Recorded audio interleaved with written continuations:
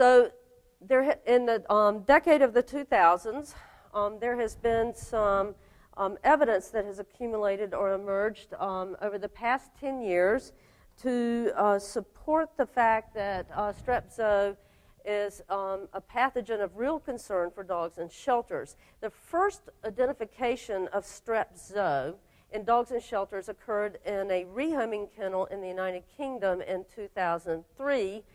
This particular shelter had an endemic kennel cough situation going on, or canine infectious respiratory disease was very prominent in the dog population in this shelter. So a lot of coughing, sneezing, and hacking going on. The veterinarians that reported this study cultured the lungs from 50 sick dogs for various viruses and bacteria, and they found the presence of Strep zoo in many of these 50 dogs that were tested. Using statistics, they found that dogs with kennel cough or CIRD were more likely to have Strep zoo in their lungs. Not only that, dogs with pneumonia were more likely to have Strep zoo. So this was the very first study to show that Strep zoo was a pathogen for dogs and was associated with a respiratory infection and correlated with severe pneumonia. In 2007, a shelter in Korea, an open admission municipal type shelter, reported some very large dog die-offs over a 2-week period of time. Now, this is a shelter, pretty large, admits 1,000 stray dogs per month, and they were finding more than 30 dogs dead in their kennel per day over a 2-week period. Necropsies performed on the dogs showed that they had a very acute occurring pneumonia that was very hemorrhagic and was the cause of the death. And Strep zoo was recovered from the lungs of most of these dogs by bacterial culture.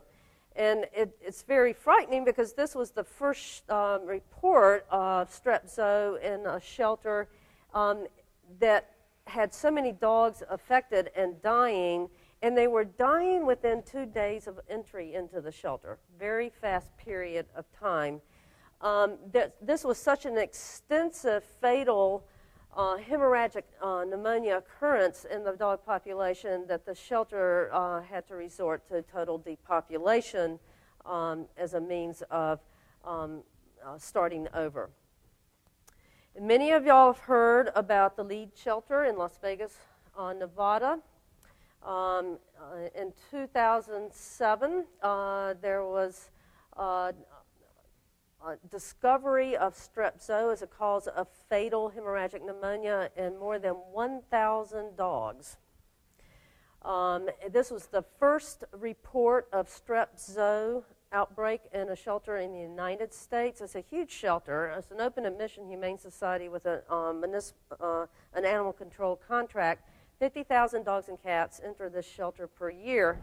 In 2006, this was yet another shelter that had developed a very widespread incidence of kennel cough or endemic canine infectious respiratory disease in the dog population.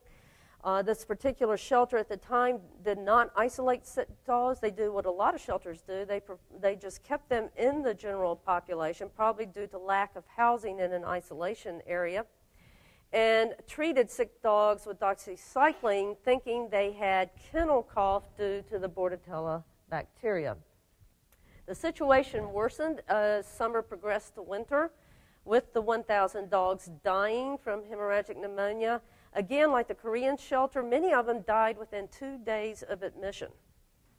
And Strep zoo was recovered from the lungs of dogs that had died, and it was also cultured off of all the kennel surfaces where the dogs had died in their run. So all the water bowls and food bowls and the kennel floor, the chain link fence, the sinks, the drains, it was everywhere. It was such an extensive problem that, like the Korean shelter, that same year, 2007, this shelter had to depopulate to get out of this horrendous situation. The second outbreak of strep zoo that occurred in the United States occurred in a shelter in our own backyard here in Florida, a very large open admission municipal shelter. At the time, 35,000 dogs and cats per year entered this shelter. They also had a steady caseload of dogs with kennel cough or CIRD. They typically housed 10 to 20 of these dogs on site every day. And in this shelter, these actually were housed in a separate respiratory ward that was connected to the stray hold kennel. And again, thinking that these particular dogs had kennel cough due to Bordetella, they were all treated with doxycycline. But then in early February 2008, the staff came in one morning and found 7 dogs dead in their kennel. And there was blood oozing from the nose and the mouth. The next day, they found 4 more dogs. Same situation. These dogs, 11 dogs, were scattered in different areas of the shelter, so it wasn't like it was one focal area that was supporting this event. There were dogs in stray hold and adoption, dogs in the isolated respiratory ward, and again, strep zoo was recovered from the lungs of all 11 dogs.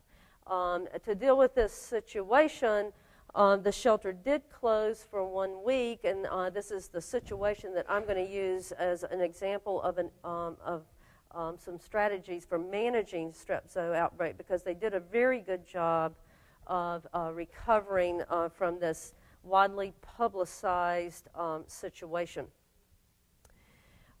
Shortly after the Florida shelter in April, 2 months later, the third strep zoo outbreak was reported. So I think you can see and appreciate now that there's an increasing frequency of this occurrence in shelters, mostly in the U.S., based on reports, but also in other parts of the world.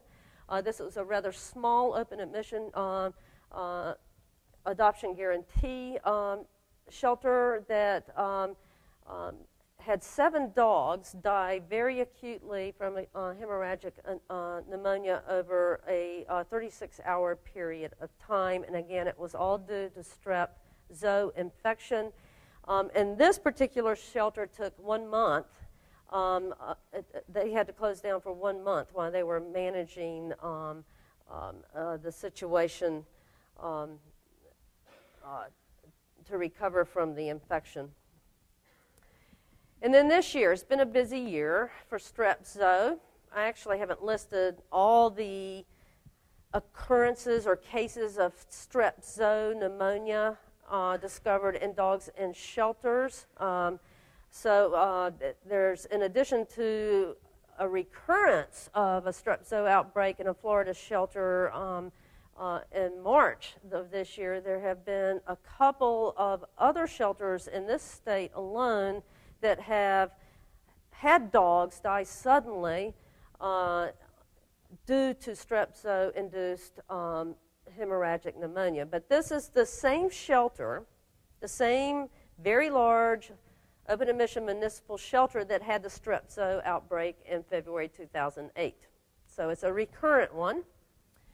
A little bit different circumstances that I'll point out in just a minute, but again, the bottom line from this particular strep zoo outbreak is that the shelter and the community, the adopting community and the rescue groups, have been noticing over a period of weeks, if not months, that there were increasing numbers of dogs in the shelter with canine infectious respiratory disease. And many of them were developing very severe disease, leading to death or requiring euthanasia due to the severity.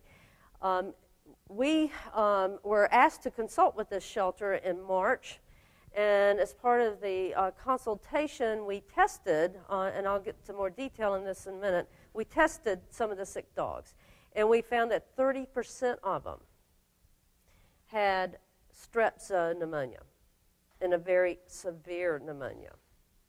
30%. There was, that's just of the 43 dogs we tested. There were more than 400 dogs on site, most of which were sick or exposed. This particular strep zoo incident shut this shelter down now, instead of for 1 week, for 2 months.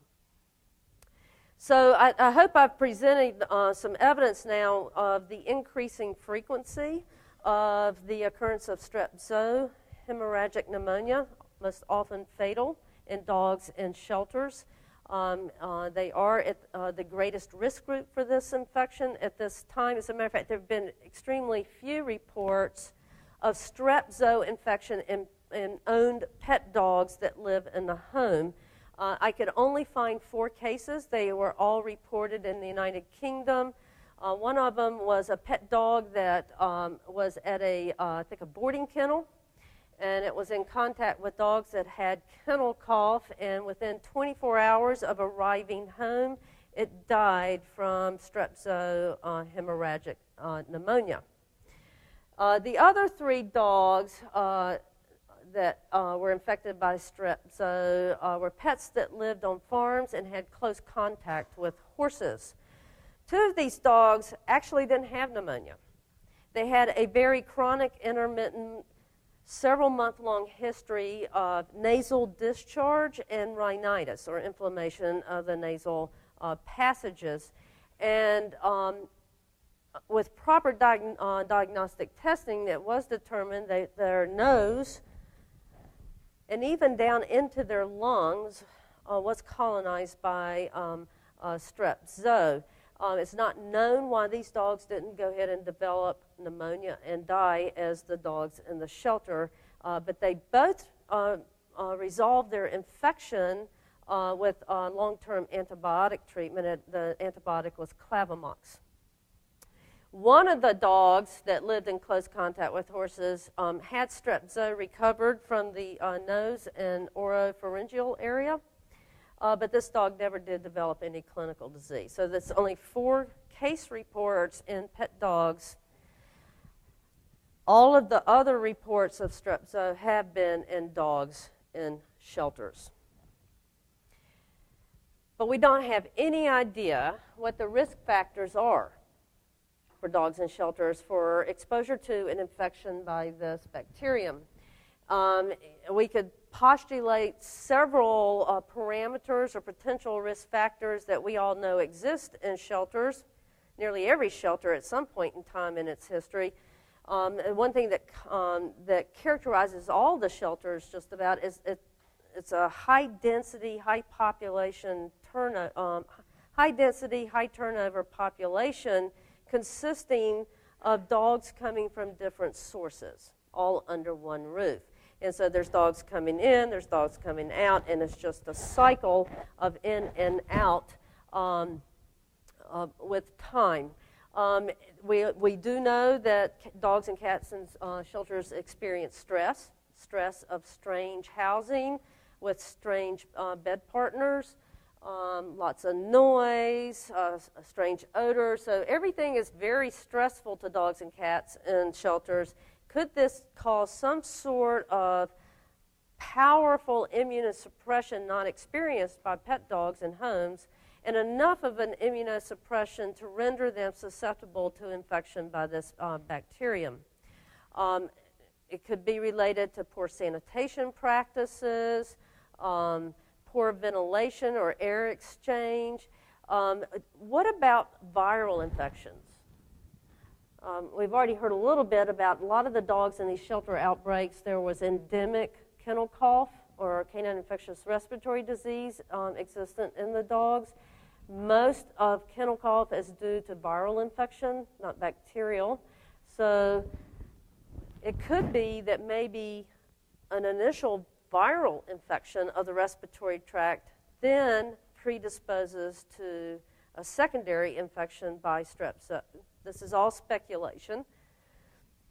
And there's widespread antibiotic usage in shelters today. Most often for dogs, it's doxycycline. And as you've heard me say over and over, nearly every dog in every shelter eats doxycycline for lunch every day. for prolonged periods of time. And as I've said before, it doesn't really cure their cold, but it sure gets rid of their tick-borne disease. But I'm wondering if this widespread, constant, persistent exposure to antibiotics has resulted in some sort of selection pressure for appearance of a very virulent strep zoo organism in the environment. Don't know. This is all speculation. We have no idea what the risk factors really are for dogs being exposed to this bacterium.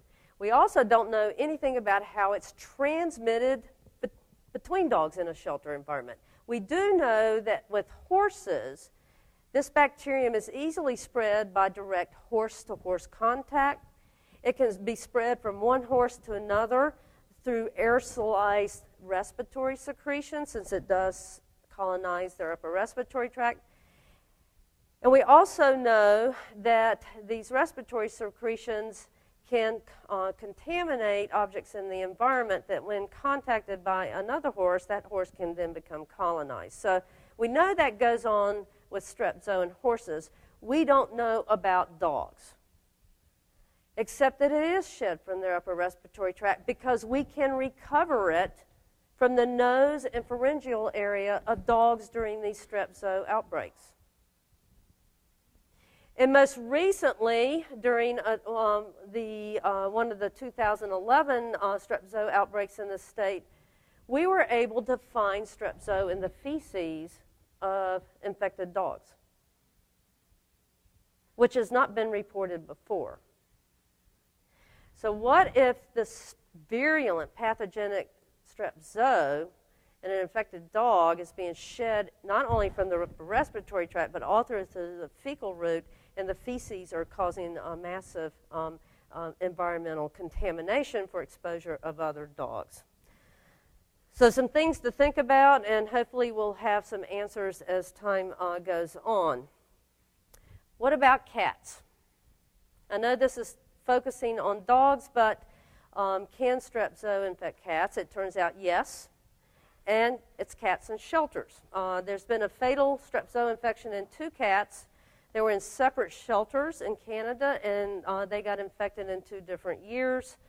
Both cats had a very acute onset of a sort of a typical URI presentation, but they died within 24 hours later. Strep zoo was recovered from the lungs, sinuses, and the brain of both cats, and it's thought that the infection in the sinus area provides a direct route of the bacteria to penetrate into the brain and cause a brain infection in cats. It's interesting because both of these cats were housed in rooms with 10 to 15 other cats, but none of the other cats were ever affected during this time period. Then there was a strep zoo infection in a cat in that the lead Las Vegas shelter during the strep zoo outbreak in dogs in 2008. 1 cat died during that outbreak, and strep zoo was recovered from its spleen. And finally, there have been numerous fatal strep zoo infections in a cat sanctuary. This one is located in Israel, and these fatal infections occurred over a 2-year time period, and all 10% of the cats in the sanctuary died. It was about a 700-cat sanctuary, and more than 10% died from strep zoo infection. And again, just like the cats in the Canada shelters, strep zoo was isolated from the lungs, the sinuses, and the brains of these 78 cats. So yes, strep zoo can not only infect dogs and cause a very virulent and often fatal infection, but it does the same thing for cats, all of them in shelters. How about strep zoo in us? Is there the potential for shelter staff to become infected with strep zoo during a strep zoo outbreak in dogs or cats in a shelter? Well, human infections by strep zoo are very rare. like dogs and cats, it is not normally colonized by this bacterium. The reported cases of Strep zoo in humans have been associated with drinking unpasteurized milk from infected cows, and also by direct contact with infected horses. And humans get pretty sick, and these can be nearly fatal infections for them if they don't seek immediate medical care. There's pneumonia, there's sepsis, infection of the joints, the kidneys, and actually death is due to kidney failure. So this is a potentially serious zoonotic infection for people. There's only been one reported case of a human infected by contacting a dog known to be infected with Strep zoo. And this happened to be one of those 3 farm dogs that had that very chronic intermittent rhinitis, and the nose of that dog was colonized by Strep zoo. That dog developed a fever and was hospitalized, and the veterinary technician was tasked with trying to put, and there was some respiratory compromise at this time of hospitalization, so the tech was told to put an oxygen cannula or catheter into the nostril of the dog to help supply more oxygen, and the dog started sneezing like crazy, and it sneezed all over the face of the veterinary technician. And within 48 hours, that technician was in the hospital fighting for his life. And he was infected by the same Strep zoo that was infecting the dog. So there was this direct transmission. And obviously, during the sneezing event, the bacteria got all in the mucous membranes of the eyes and up the nose and then to the mouth. So it makes you kind of think, gosh, if I'm dealing with a Strep zoo outbreak, I wonder if I should be wearing safety goggles and a mask. Or a facial shield, you know, kind of sort of like when you're preparing specimens for rabies testing.